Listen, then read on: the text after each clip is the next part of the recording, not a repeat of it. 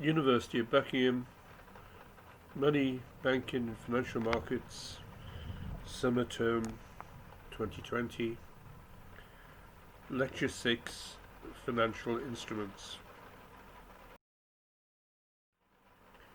Before we go into the lecture, just again, a reminder that the student experience is still here for you, despite the online teaching, and information about the Students' Union, Career Services, Students First and Student Conduct.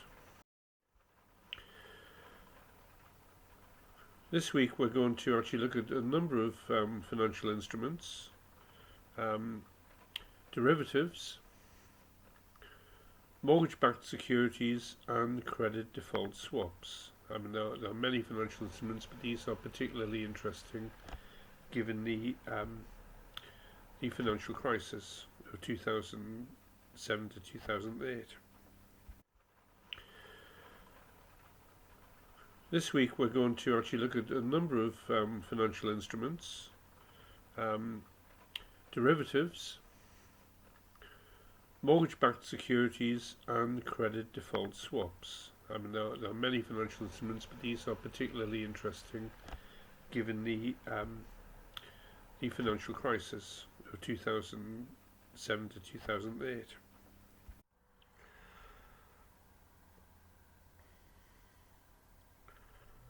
What are bubbles? The concept of bubbles and study of bubbles dates back almost from the tulip boom in Amsterdam in the 17th century. Then we have the South Sea bubble in England in the early 18th century, and the simultaneous bubble of the Mississippi Company.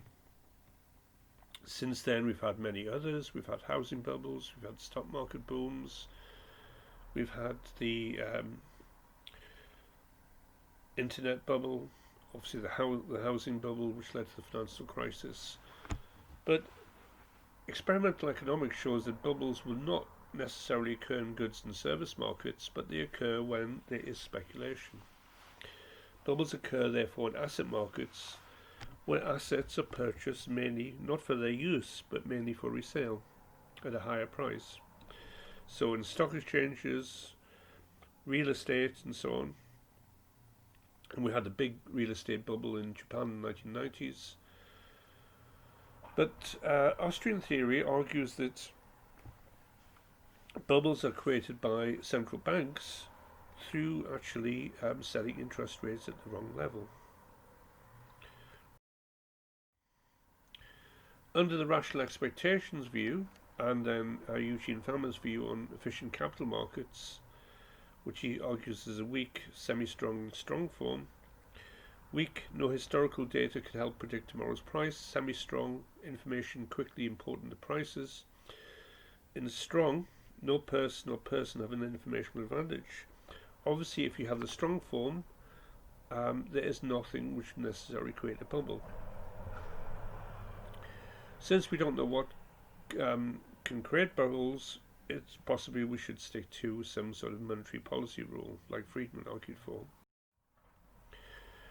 Let's look briefly at financial crises. The 1980s saw a savings and loan banking crisis. As a result of financial innovation, particularly using junk bonds to help leverage buyouts, I recommend you read Barbarians at the Gates, and new financial instruments increased risk-taking. At the same time, increased deposit insurance possibly led to increased moral hazard. There had been deregulation.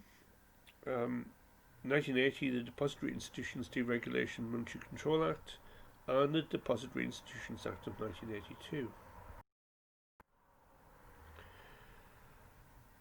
Financial Institutions Reform, Recovery and Enforcement Act of 1989. The several pieces of legislation: the Reform Regulatory Enforcement Act, the Federal Deposit Insurance Corporation Improvement Act of 1991, The cost of the bailout of the savings loan bubble is approximately 150 billion, or something in the region of 3% of GDP.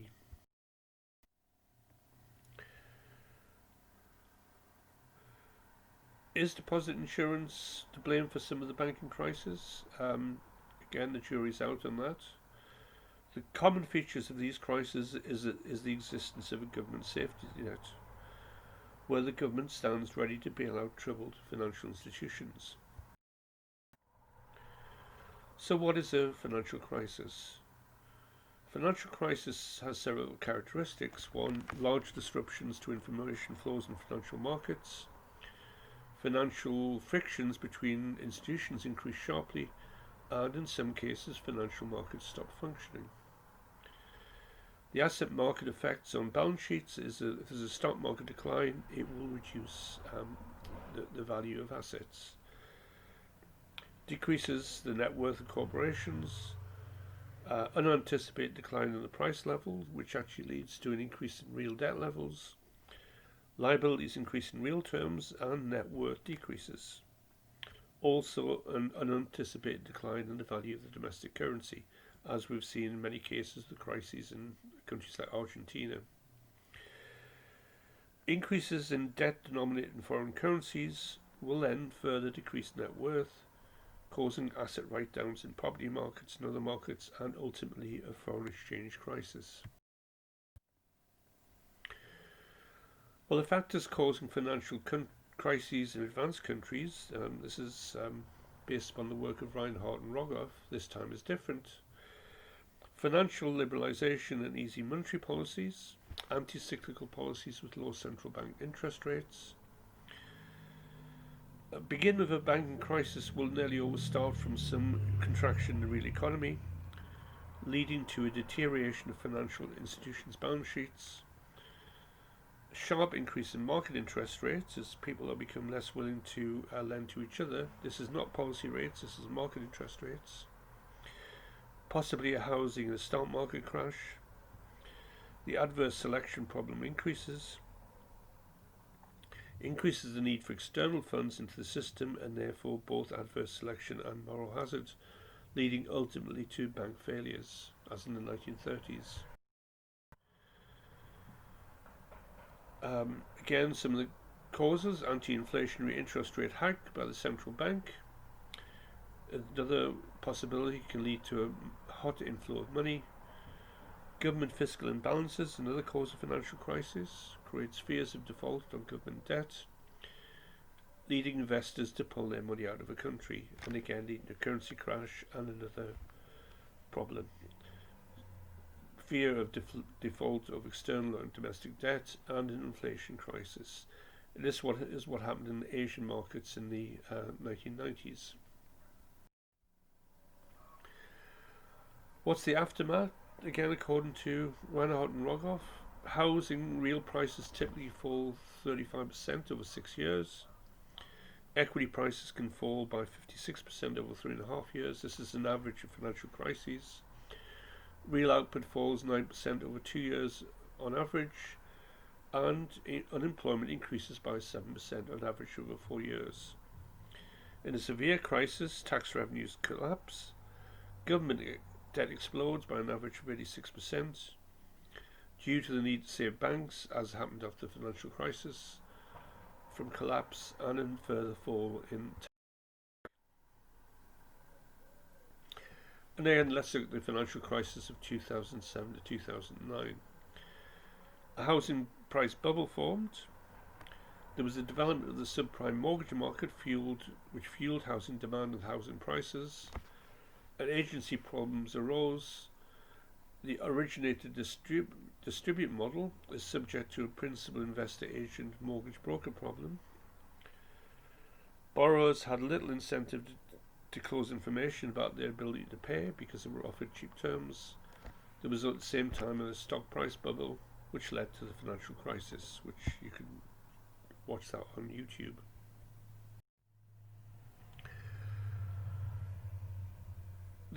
Was the Fed to blame for the bubble?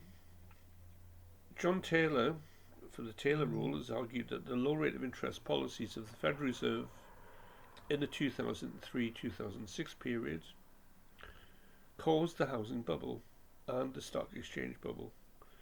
Taylor argues that the low federal funds rate led to low mortgage rates that stimulated housing demand and encouraged the issuance of subprime mortgages, both of which led to rising house prices and to the bubble in house prices.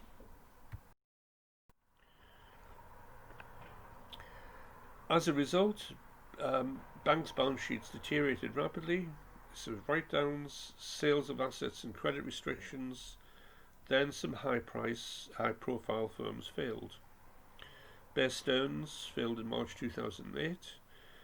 Fannie Mae and Freddie Mac, the semi-government mortgage originators and distributors, had problems in July 2008. Lehman Brothers, Merrill Lynch, AIG, American Investment Group, Reserve Primary Fund, and Mutual Fund in Washington Mutual had problems in September 2008. Lehman Brothers failed. Crisis spread globally. The TED spread, with the spread on 3-month interest rates on Eurodollar minus the 3-month Treasury bills interest rate, increased from 40 basis points to almost 240 basis points in August 2007. What are the lessons for monetary policy strategy from the global financial crisis? Well, first, developments in the financial sector had a far greater impact on economic activity than was realised. Far from money being neutral in the neoclassical models, money in the financial sector has an important impact on the real economy. The zero lower bound on interest rates, which was put to as a policy to help recovery from the crisis, can produce serious problems for monetary policy in the future. The cost of cleaning up in terms of injections of liquidity, nationalisations of financial institutions, which were deemed too big to fail, after a financial crisis is very high.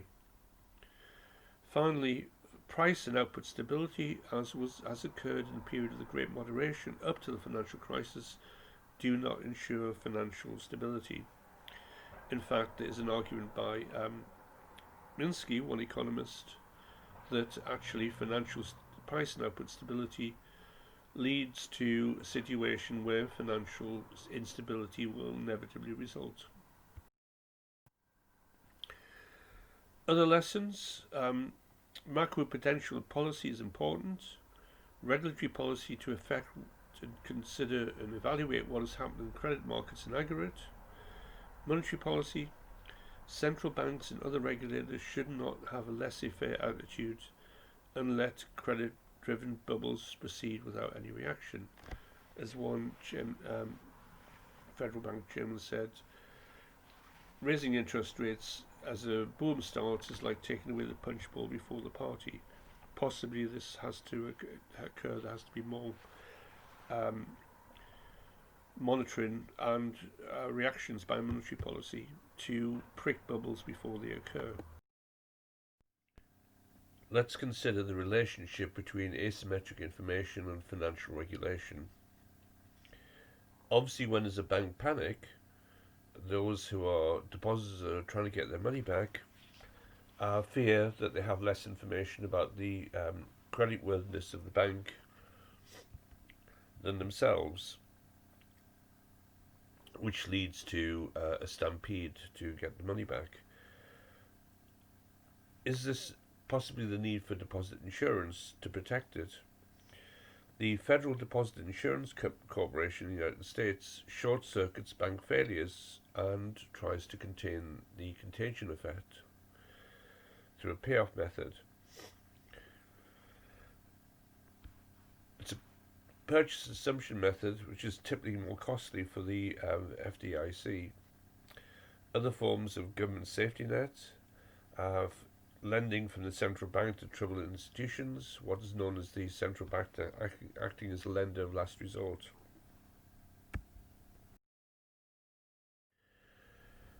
Too big to fail. Government provides guarantees of repayment to large uninsured creditors of the largest financial institutions, even when they're not entitled to this guarantee. Again, uses the purchase and assumption method, but the too big to fail possibility of lender of last resort creates a moral hazard incentive for big banks that they will actually believe they're going to be bailed out and will take more risks. The bigger and bigger and more complex our financial organizations, this challenges the regulatory process because you have more and more banks who are a systemic risk, and it increases the too big to fail problem.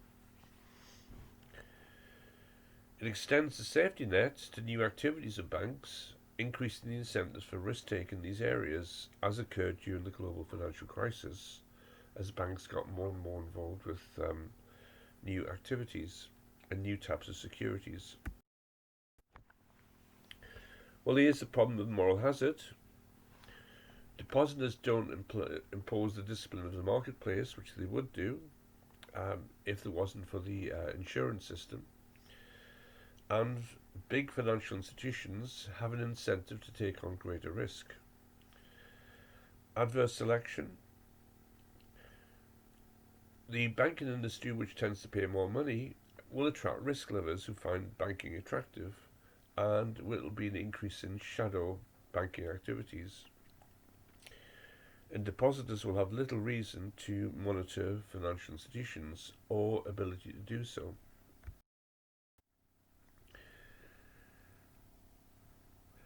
There are possible ways of regulation by putting restrictions on asset holdings.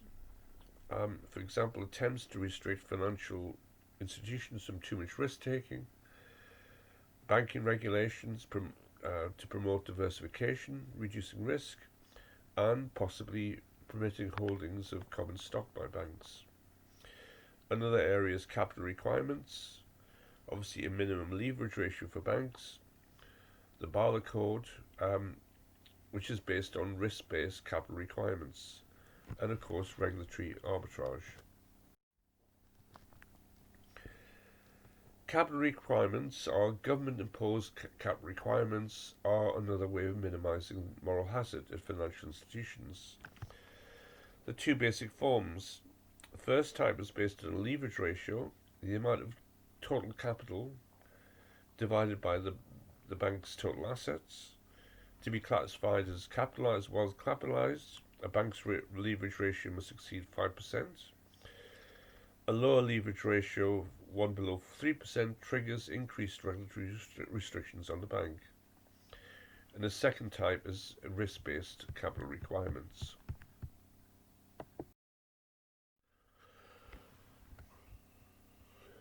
Let's look at financial supervision, chartering and examination. Chartering is the screening of proposals by regulatory authorities to open new financial institutions to prevent the problem of adverse selection. Examinations, both scheduled and unscheduled, are there to monitor capital requirements and restrictions on asset holding to prevent moral hazard. So tests on capital adequacy, tests on asset quality, looking at the proportion of non-performing loans, tests on management, how is the management good or bad, tests on earnings, on liquidity, and sensitivity to market risk, taking into account internal and external factors and what's the hypothesis that everything could go wrong. So this has involved what you may know as stress testing and filing periodic call reports on the examining of financial institutions. Assessment of risk management. There's now a greater emphasis on evaluating the soundness of management processes for controlling risk.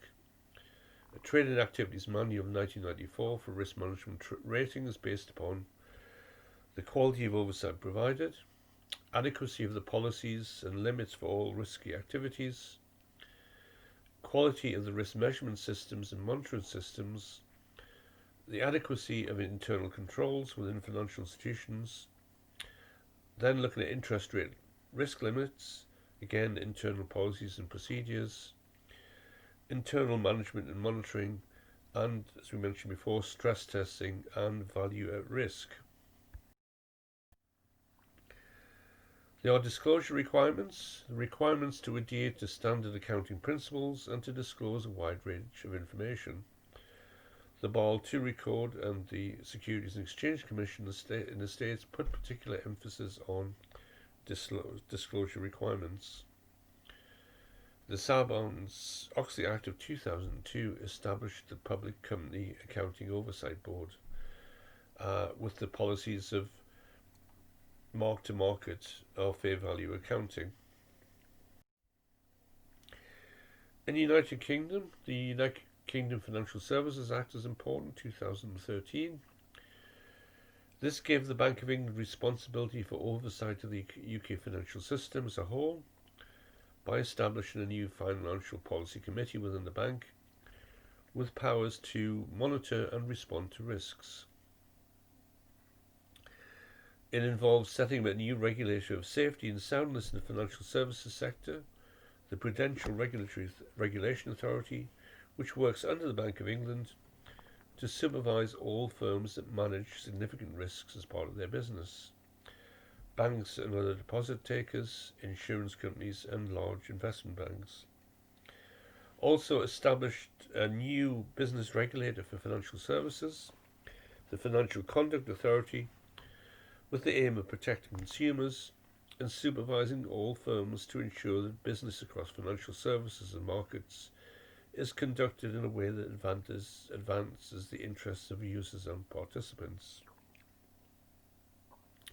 And it clarified the government's responsibilities in a financial crisis by giving the Chancellor of Exchequer powers to direct the Bank of England where public funds are at risk and there is a serious systemic threat to financial stability in the system. So the regulatory authorities in the UK are the Financial Policy Committee at the Bank of England, Subcommittee of the Court of the Bank of England, the Prudential Regulation Authority, which comes under the Bank of England, supervises banks, insurance companies, large investment banks. The Financial Services Authority looks at over 1,700 banks and other financial institutions, promotes soundness and safety of the firms involved, and has the aim of promoting competition. And the Financial Conduct Authority, set up by the Treasury, which looks at consumers, smaller businesses, market practitioners, and practitioner panels. In the Eurozone, there are, of course, many regulations. There's been a move towards a banking union, which still has a long way to go, to create stronger prudential requirements for banks, improved depositor protection and rules for managing failing banks, a single rule book for all the financial sectors of the 28 member states. Obviously, this will now be future minus the United Kingdom. To set up a single supervisory mechanism centred on the ECB, the European Central Bank, which non-Euro banks can join, and working together with national supervisors, the central banks.